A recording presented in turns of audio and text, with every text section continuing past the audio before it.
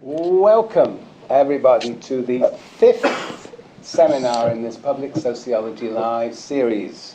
Today we are very lucky to have with us Ramón Flecha Marta. They speak to us from Barcelona, where it's probably about 7:30 p.m. in the evening. And I'm going to introduce you in a minute, Marta and Ramón. Let me just say something about this amazing class that we are organizing. I was really very excited, I should tell all the viewers, by all the responses that we've been getting on our Facebook to previous seminars.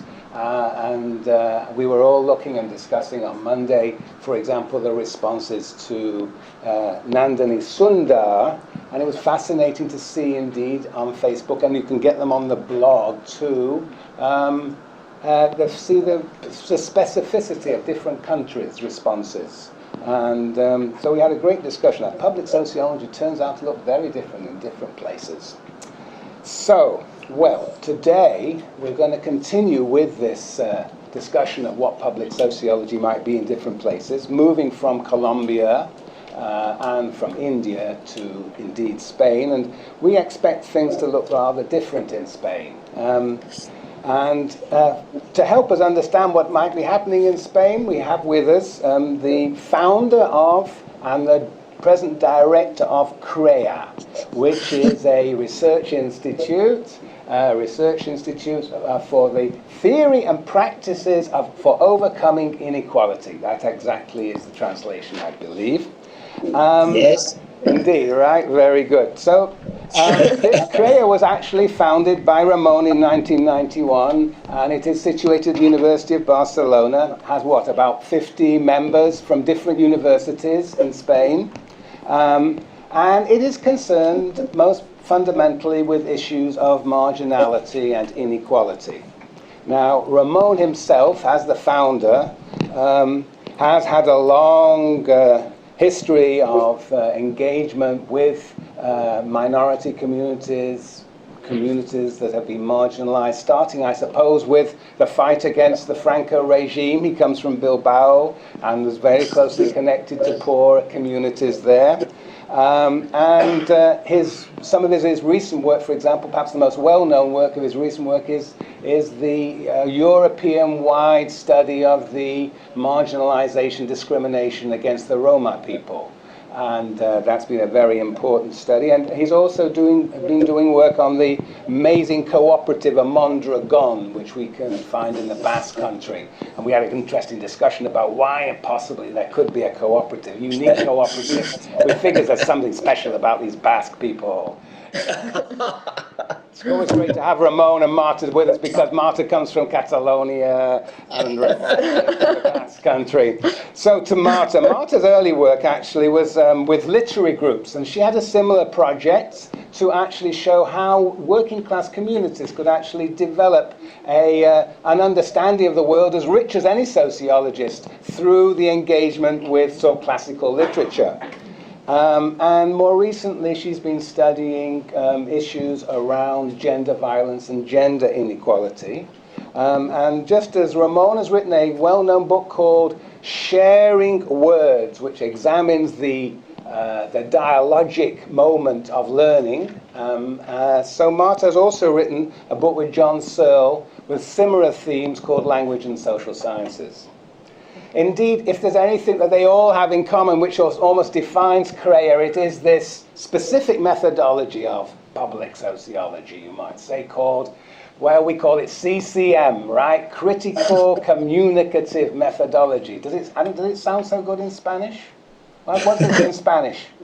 Yes, metodología comunicativa. Oh, that's how it sounds. Oh, yeah. Okay.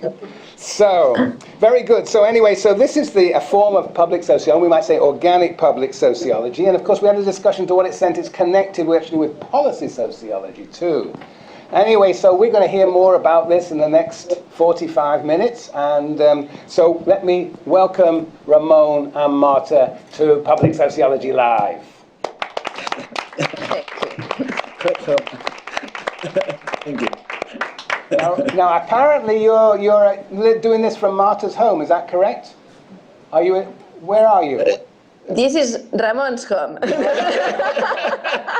why there are so many books there, but they look, yes, but they look very small, those books, thin books. Anyway, yes, so you're there because there's a strike on, right? Yes. Yes. Can you just tell us a little bit about the strike?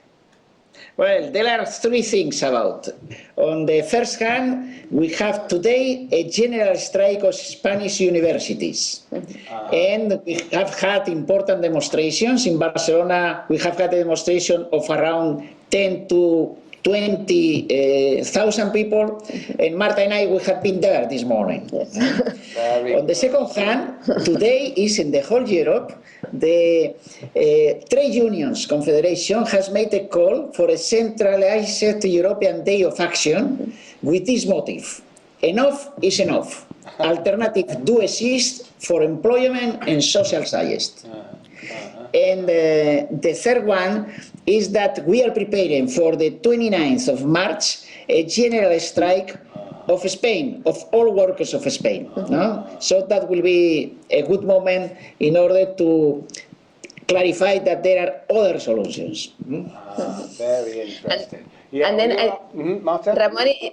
Ramon is not saying that for the preparation, because today was a big demonstration of universities, and for the preparation of that, yesterday we had a big assembly talk in the School of Economics, and so two professors were selected to talk about the reasons for the strike, why we should go on a strike. And Ramon was one of the professors selected for this talk, and actually it was very good, all the debate, and maybe that's why so many people were in the streets today. So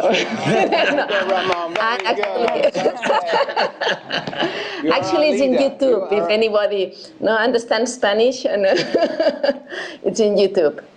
Very good, very good, very good. Well, actually, we are having our own strike. I mean, obviously, we can't compete with the Spaniards or the Catalonians or the Basque Country, but nevertheless, we are actually having our own strike. Interesting enough, tomorrow we're having a university strike, a walkout.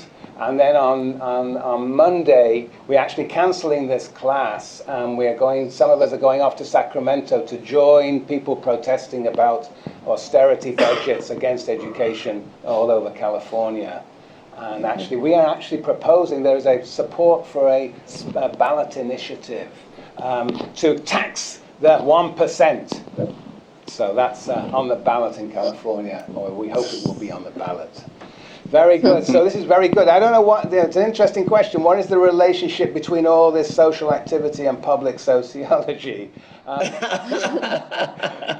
some ideas about this. But anyway, so what we're going to do is you're going to give us our 15 minutes, and then we're going to ask you some questions. Yes. Whenever you're ready. So shall we start? Very good. Yes. If you like. Yes. Right. Okay. So the public sociology we do in CREA, and we are very attentive to the writings of Michael Boroway, no? This public sociology promotes both the impact in society and the impact in academia.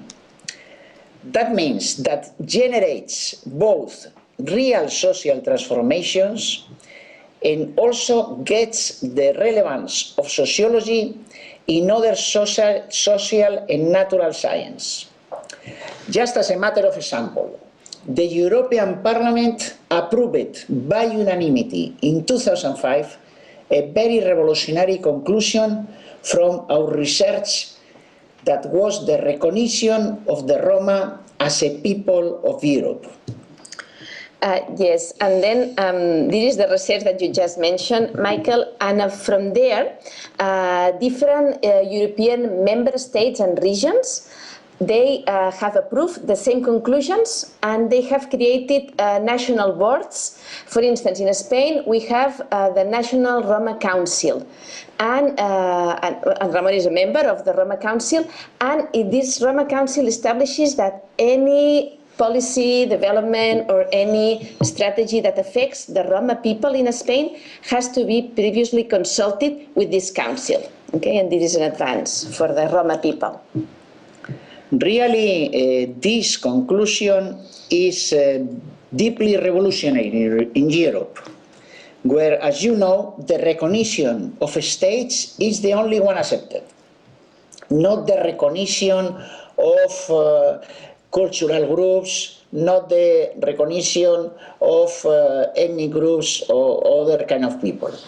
Then it was even much more difficult to achieve the recognition of the Roma people, because it's the one suffering the most from racism in the whole continent.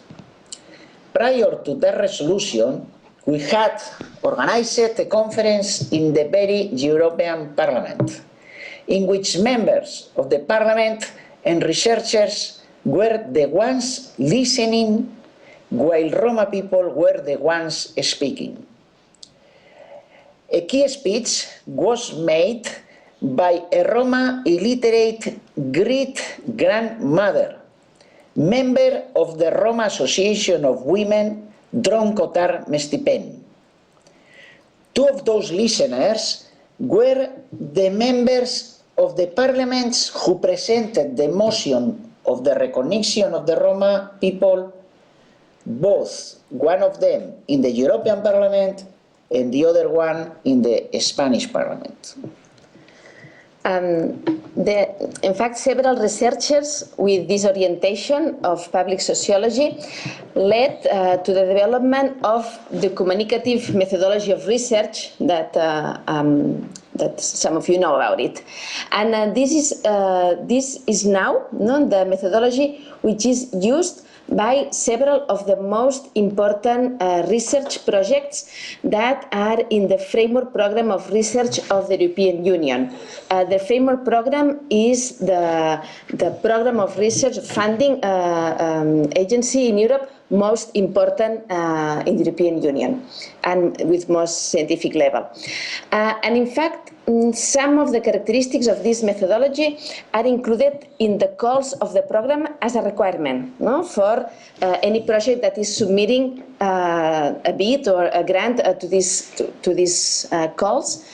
They have to include some of these characteristics. For example, one of these characteristics is the dialogic orientation. That means that the dialogue should be in the research project from the very beginning to the end of the project. And that means that the researchers, they have the responsibility of contributing with the previous existing knowledge to the dialogue. In order, and then the social agents also, they participate in an egalitarian dialogue with the researchers, so they can either broaden the previous knowledge or change this knowledge.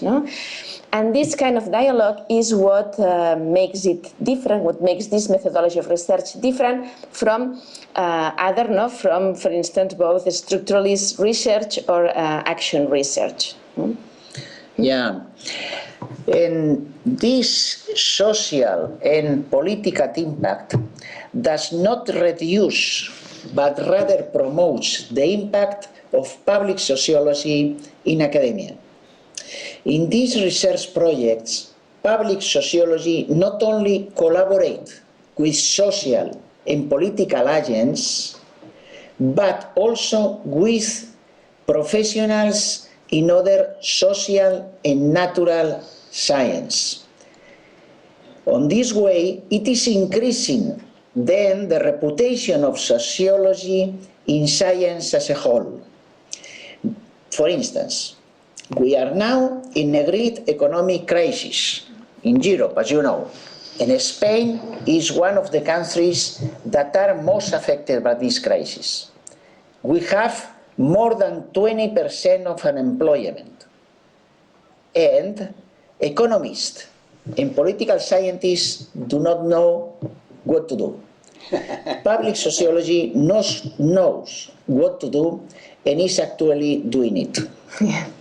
Well, for instance, a key concept of the public sociology that we make from CREA is successful actions. Successful actions are those social actions that have been best results in any context that they have been implemented. So this means that these actions are transferable and that they are universal. Just one concrete example of what we are doing with this concept in relation to the present crisis. Let's talk about La Milagrosa. La Milagrosa is a barrio. La Milagrosa was the most marginalized and dangerous barrio in Spain at the beginning of the crisis. The police did not dare to enter the barrio during day or night. Evidence provided from the public sociology research of CREA had made possible to exit the exclusion in areas such as education, drugs, health, etc.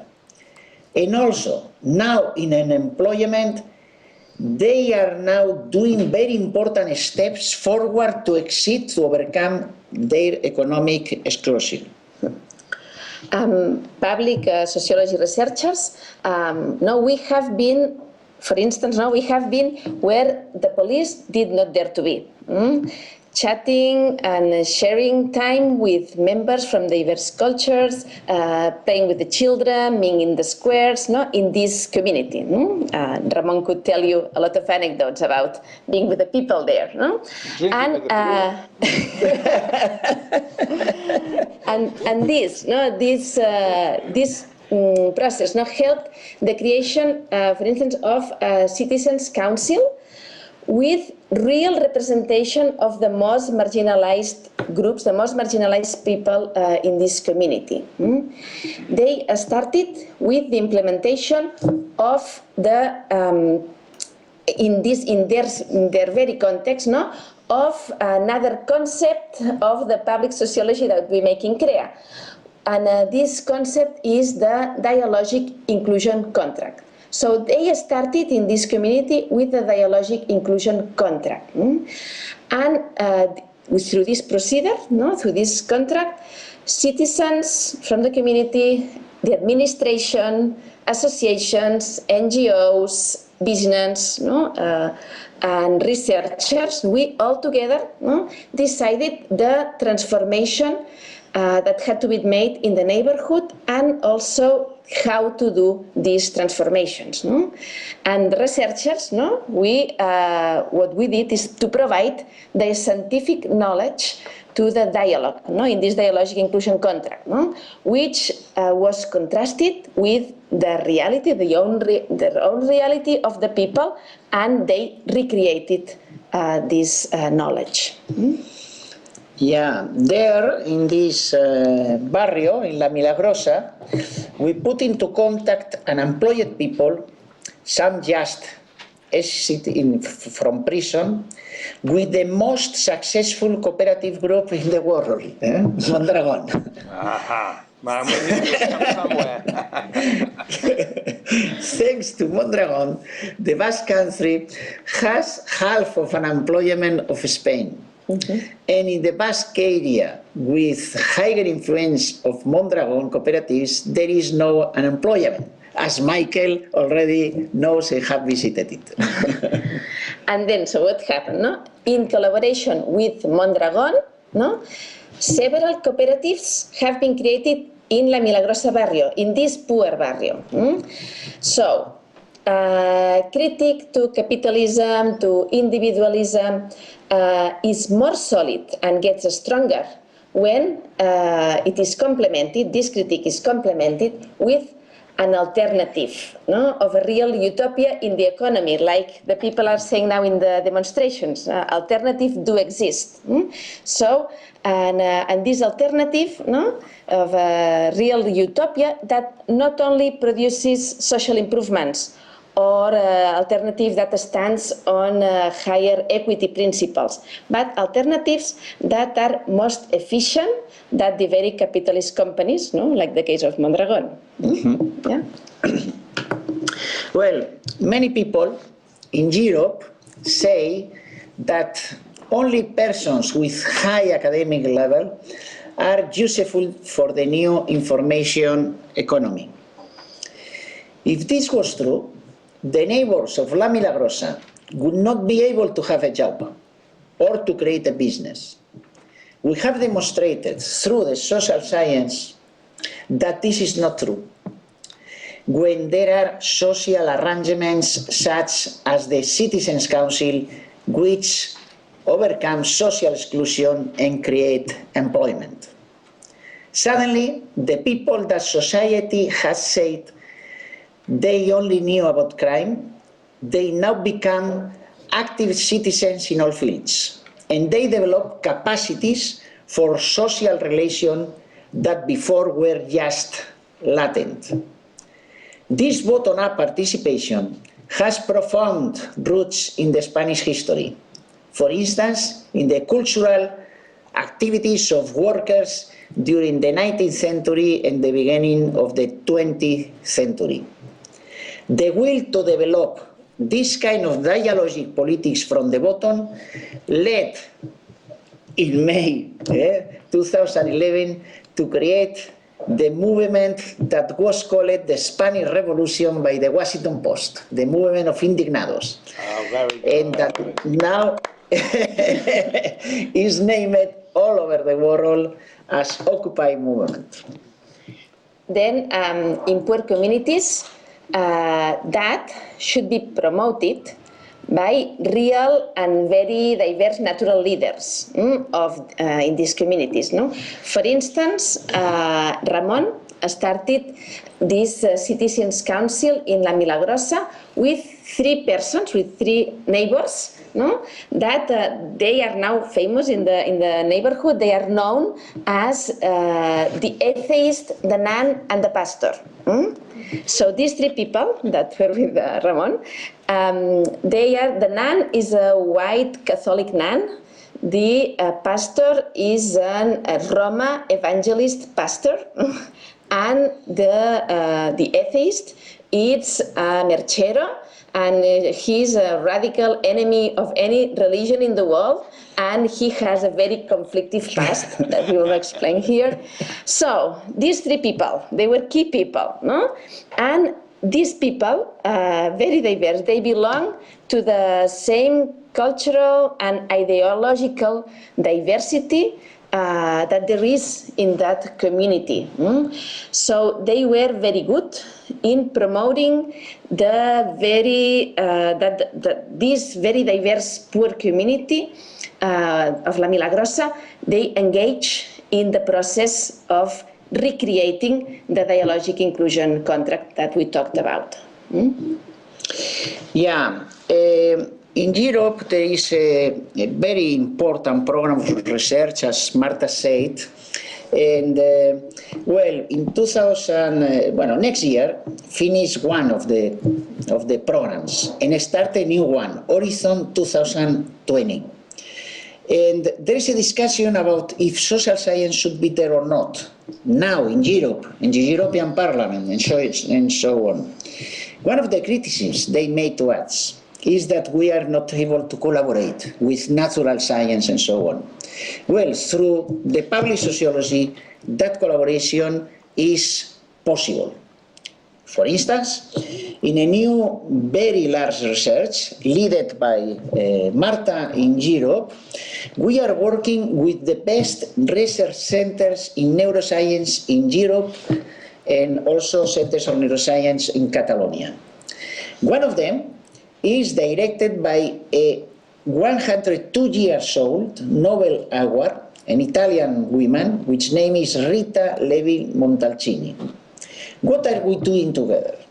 We are demonstrating that these new types of social relations, which have been created from the bottom-up participation in the dialogic inclusion contract, are modifying the very biological functioning of the brain. Suddenly, neuroscientists discovered that thanks to the contribution of public sociology, new fields of research in which necessarily they had to collaborate not only with the social science but also with the very social agents. In fact, one public sociologist like Marta is the director of all this group with these neuroscientists. And with this, I think is time, no, to finish, no? 15 minutes. Thank you very much.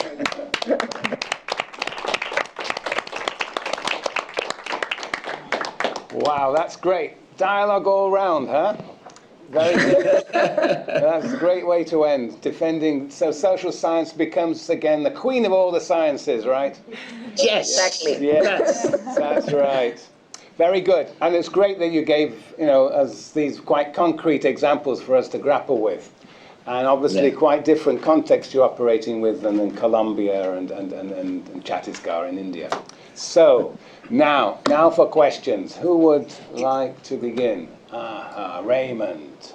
Hello, thank you for your talk. And so I just had a question, just in the context of La Milagrosa that you're speaking of, and just the way that you guys went in there and were working directly with the public, working with the marginalized communities, and talking about the value of their input as opposed to traditional academic research. And you touched on that in your readings that we read as well. I was wondering though, what is your view on the weight and importance of the actual knowledge coming from academics? Like, do you see it as a detriment, or is it also beneficial? And in what ways does it actually benefit your research? Well, it benefits. Can you hear me? Yes. Yes. Okay. It benefits both. It benefits the people from La Milagrosa because they are overcoming exclusion, but it benefits our research because through communicative methodology, we go there with the existing scientific knowledge in the world. No? This is our duty. No? And we put them in contact, this knowledge in contact with the people, and people discuss. No? And people discuss, and people recreate the successful actions, no, that we bring there, and they recreate and they modify, no, these successful actions. So we, at the same time, we are doing research with them, and we publish in academic journals, and we develop this as European projects of research. That means that through the dialogue with them, we are renovating and we are recreating and modifying and the existing scientific knowledge in the area. Mm-hmm. But what? All right. Is it that your method actually generates social science as well as deepening the experience of those you're engaged with, or is it that you actually bring social science to this context? And if you bring it, what, for example, do you bring? What sociological idea do you bring to this contract of inclusion? Well, we have a lot of examples. Just one. The hegemonic concept of identity in Europe, in social science in Europe, no, at the beginning, in 2003, was the kind of mixed identity. That means explained by one very important sociologist, friend of us that was a former president of the ISA, no? Which he was saying in one of our research, no? He was explaining the example of one girl that was born in Algeria, no? And when she was 2 years old, she went to Paris and she studied in Paris. And he said, she's the typical that is 50% Arab and 50% European. No? And one illiterate Roma women said, that's not true, because I am 100% French and I am 100% Roma. No? So I should not divide my identity, and I am 100% women. At this moment, no one in the social science in Europe sustains the idea of this kind of mixed identity as dividing 100%. They defend the concept of, we call dialogic identity. That means that you can use the 100% as many times as you like, no, to do it. This is one example, but I have a lot. If you want, That's an example of a new sociology coming from the people, right? Martin, you want to say something?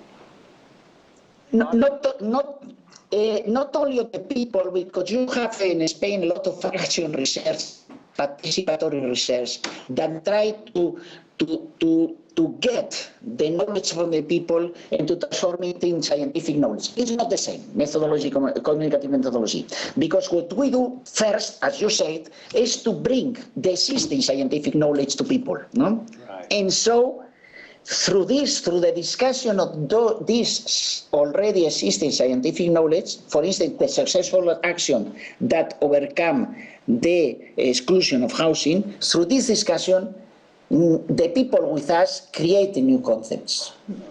Okay. You Yeah. Marta, go ahead. For instance, because we talked about the Citizens' Council.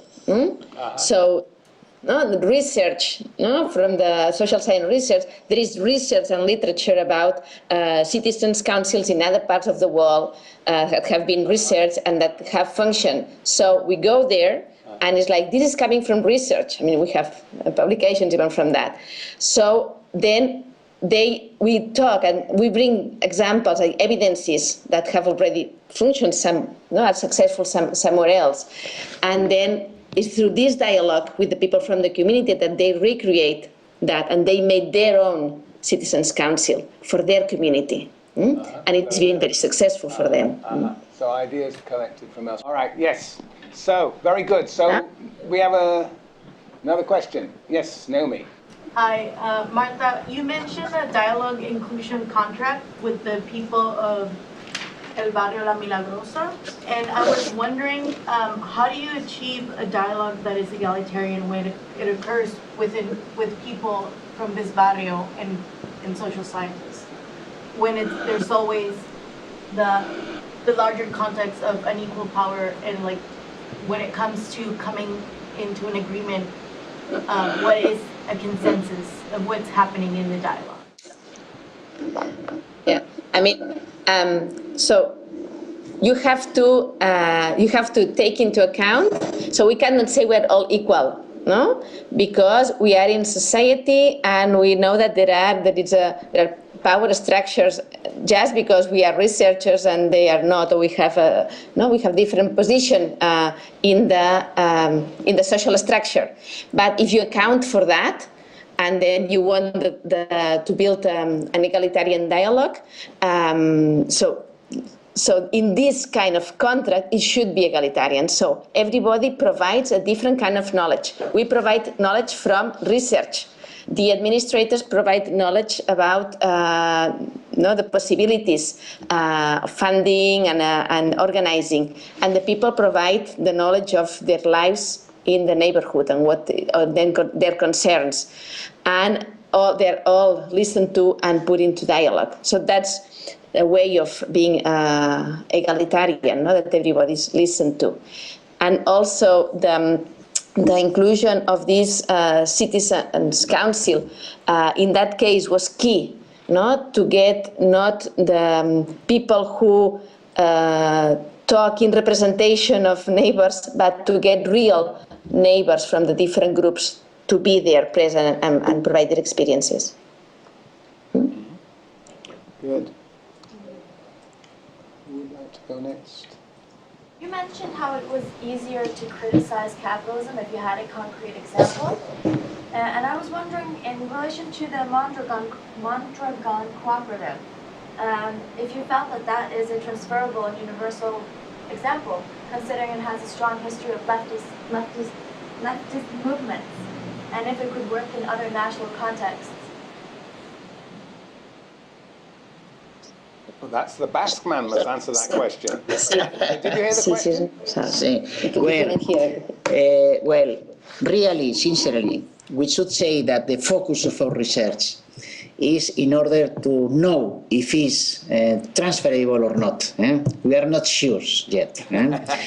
There are some successful actions, some successful actions that we clearly know that had made the success of the Mondragon, but we do not know if they are transferable or not. This is the research that we are doing with a lot of colleagues from some of them friends of Michael, from Wisconsin, from South Africa, and so on. And we are working on this. Just a little example. Mondragon Group is creating companies in different countries. No? And for instance, in one of them, in Catalonia, they adopted a cooperative that was not successful. They provided them with money, with advisement, and so on. And this cooperative got very, very successful. No? Very successful, one of the best in the world. No? So what the workers of this cooperative decided is to sell the cooperative to a multinational, a capitalist multinational. No? And so distribute the money among the workers. No? So that makes many people in the Basque Country say, no, why should we spend time and money, no, helping others if we have had. For instance, Eric Olin-Wright, no, was exploring, no, where is the social control for this, no? And now it's just one opinion. It's not a result of his research. One opinion of a Basque, no? In Catalonia, those workers, they were not manual workers, they were biologists and so on. It was an ecological cooperative, no? They were professionals. When they tell their friends that they did this, no? The friends say, okay, you are very clever to do that, no? If you say that in some villages, no? In some towns of the Basque Country, no? All the people in the bar, no, in the pub will say, hey, you did very. And that is what was looking for, no, Eric Olin-Wright in the social control that can make possible of that. No? Of course, our hope is that it's transferable, but it's not still scientific evidence. So there's your social science, to figure out what is actually transferable and what is not. Yeah, very good. Okay. Good. You're happy with that answer, Melanie? I'm very happy. Very happy, okay. Because if that would be a transferable example, then, we'd solve everything. Then, that's the answer to the financial crisis. If that, I'm guessing it's going to be a bit more work. Right. And these people in the Basque Country, they're a bit strange, so, Okay, very good. Michael, you were there. You saw there. Yes, but I think that's what... They're very solidary. Okay, very good. Who would like to ask? I think just one thing that what she just, the student, I don't remember her name, was just saying, I think that is why it's so important to study the possibilities of transferability that we can do from social sciences, because then we could solve the problems of this world, right? So that is why it's important. Very good, very good. Who wants to go next? Yes, Dominika. Yes, hi. I have a question about European Union, because I'm from Europe, from Poland, so that's interesting for me. I was wondering to which extent European Union facilitates somehow the link between public sociology and policy, because in the case of the Roma research that you mentioned, it seemed that the results were somehow transferable, that they were implemented, and they had an impact on policy. So, is it the case that in Europe it is maybe easier to transfer the knowledge from social science research to the real world, to policy, because of the European Parliament, or how would you perceive that? Can you hear? Okay. Yes. Can you hear? Can you hear us? Did you hear me? Yes. Now, yes. There was some strange sound. Okay. Yes. Shall I go? Okay. So, well, I can put an example also for that. I talked a little bit about the framework program of research of the European Union, and so, for instance, we coordinated CREA, the biggest research project in the framework program of research in social sciences, coordinated from Spain, with 15 research institutions across Europe, and in this research, it was part of the research, and that is why it was funded, is that there was using the communicative methodology, and there had to be a dialogue between researchers, social agents or stakeholders, and policymakers. So, for instance, the last conference of the project took place in the headquarters of the European Parliament. We did the same with the project about the Roma before. No? This was about social inclusion in Europe. And so in the European Parliament, we had members of Parliament together with social agents and researchers explaining the results of the research. So what the European Union wants and the European Commission is that the research that they fund with public money has an impact into policy. And even when we have to write the proposals to submit, one part of the proposal is to explain how are you going to get an impact from the results of your research. And we, the researchers, are obliged to write that. So this is a very close link between public sociology. So we do research in social sciences that should have, or we should think of how it should impact or can impact society. Good. Yeah. Okay. Yes. Isabel.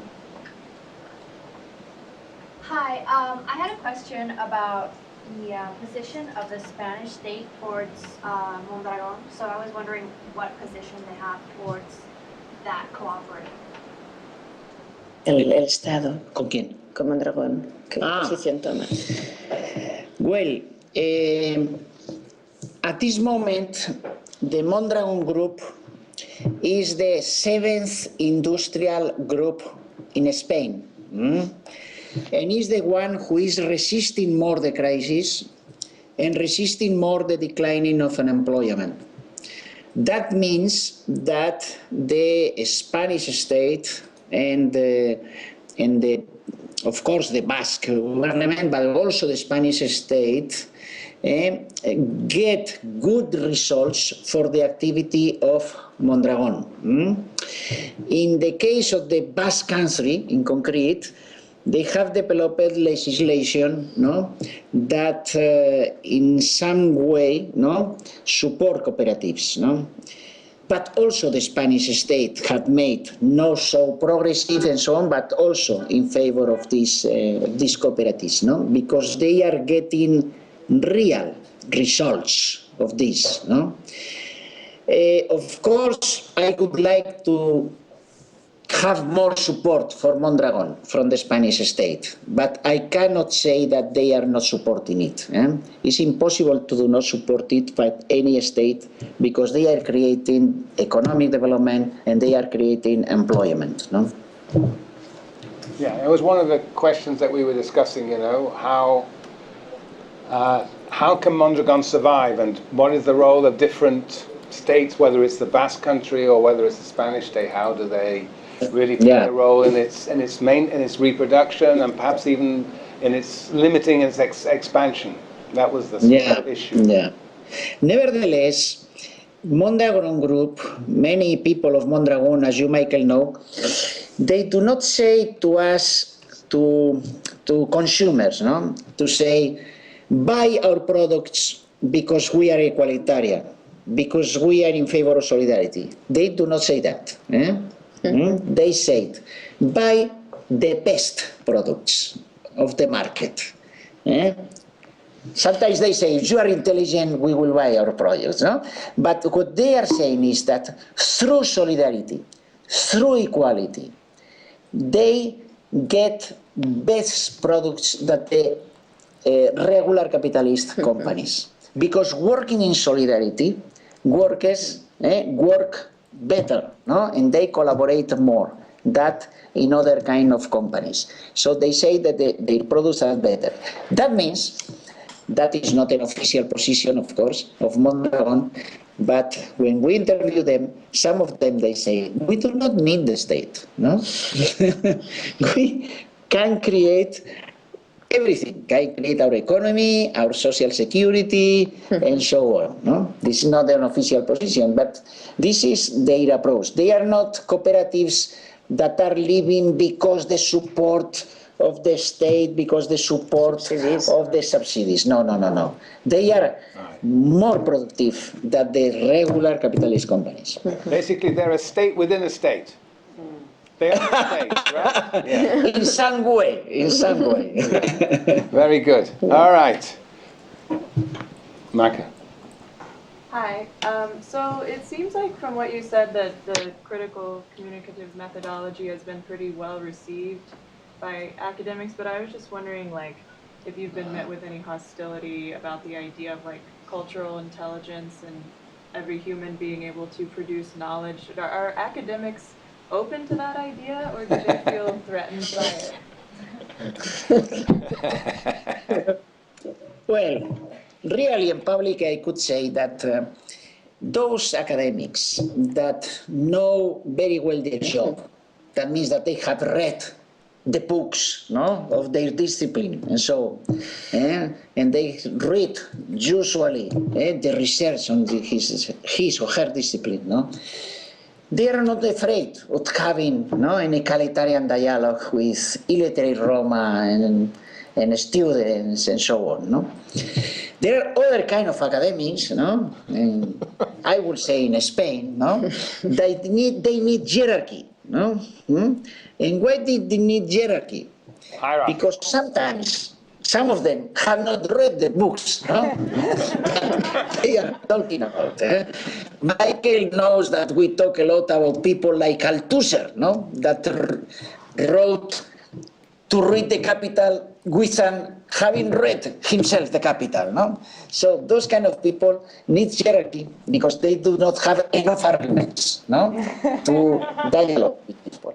There is a professor from Harvard, from the Harvard School of Public Health, that we collaborate with her, and that she has demonstrated that doctors, they speak with a more technical language when they speak to illiterate people than when they speak with people with university degrees.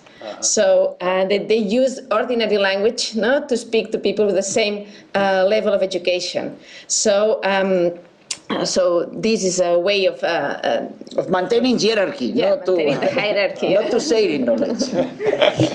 Yes.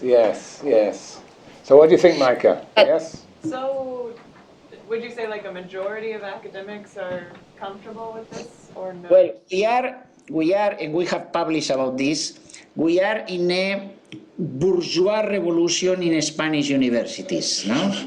That means that until 3 years ago, before the reform, the bourgeois reform, the power was in the feudal professors, those that need hierarchy.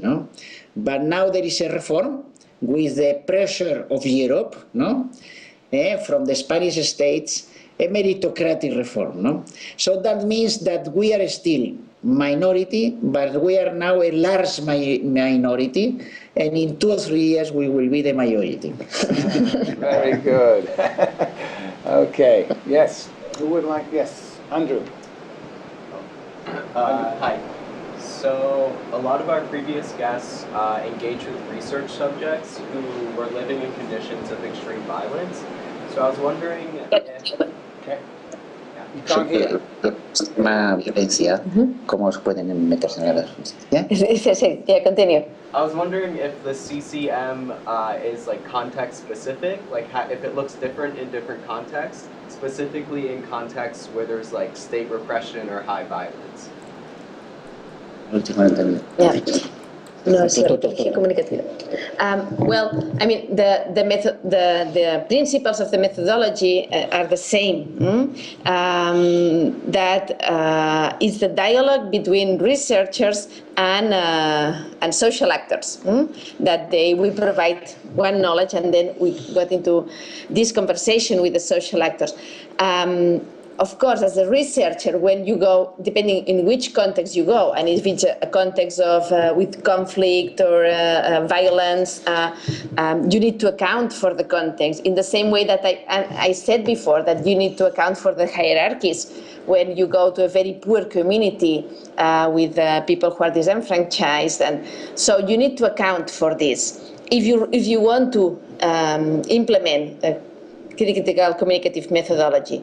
So, of course, it will be different, the way of implementing, depending on this context, but the principle of dialogue is the same principle. So can I actually ask a follow-up on that question? So when you were talking about utilizing the CCM methodology in the barrio, and you made reference to, we went to places where the police didn't dare to go. So is there a difference, was there a difference implementing CCM in a place where police don't dare to go, as opposed to when you implement it in other kinds of projects? How do you account for it? Well, it's different, of course, it's different, no?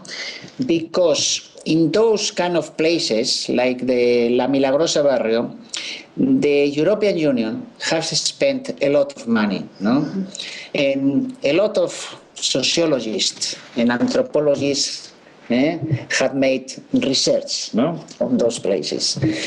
And those people are not only aggressive with police. No? So the difference is that those people not only hate police, they hate also researchers. No?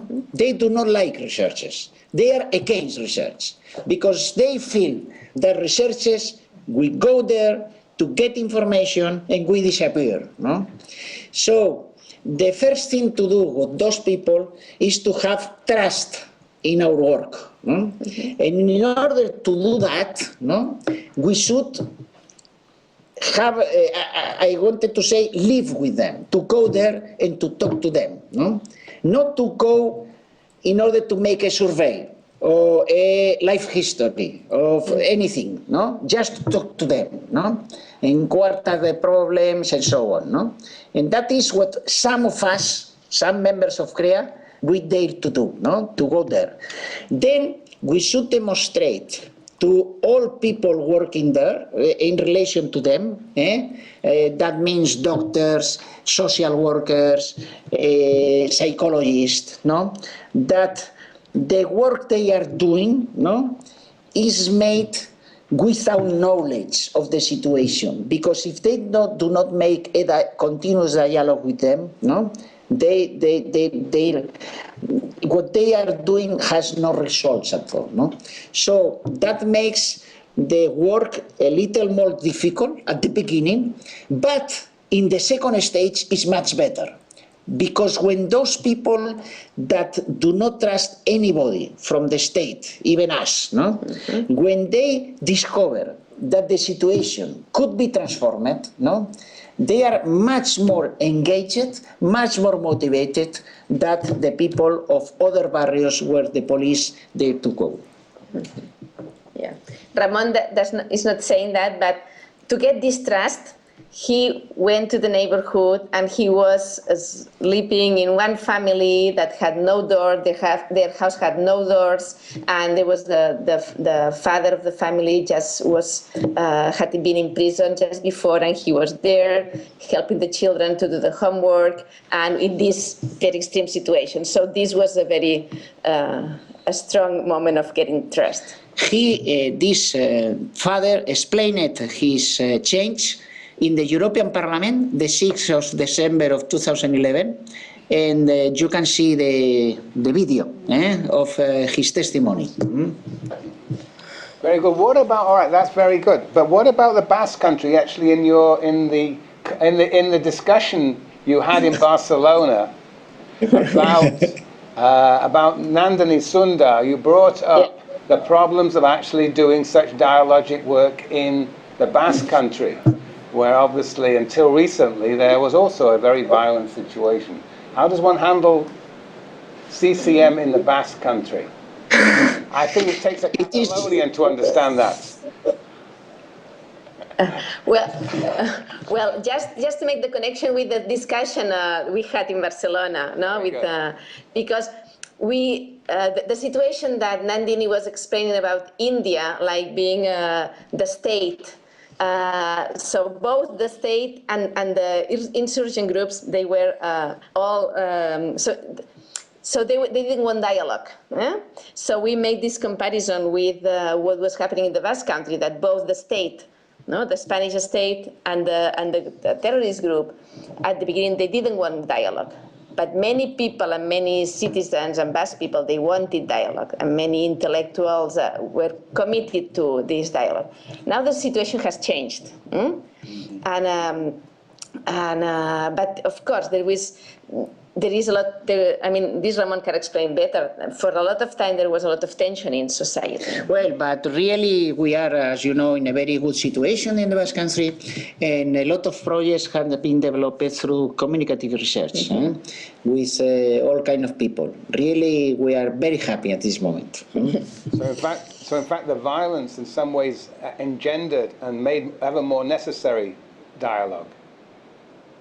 Well, really the discussion and the debate on dialogue is much more intensive in the Basque Country than in other parts. And the work on dialogue has been quite very well developed there. The book, as you know, with John Searle, that Marta made, is on communicative acts, no? And how make the dialogue in order to overcome all kind of conflicts and so on. No? This kind of work has been developed, in my opinion, very profoundly in the Basque Country. Yeah. Very good. Anybody? Who would like to ask another question? Last question. David. I had a question just about conducting research in general. And I wanted to know, like, where do you get most of your funding? Do you have the problem of big businesses or corporations influencing the type of research you do, and even the results, like it goes against what the business interest is? Do you have the problem of that, of presenting your data?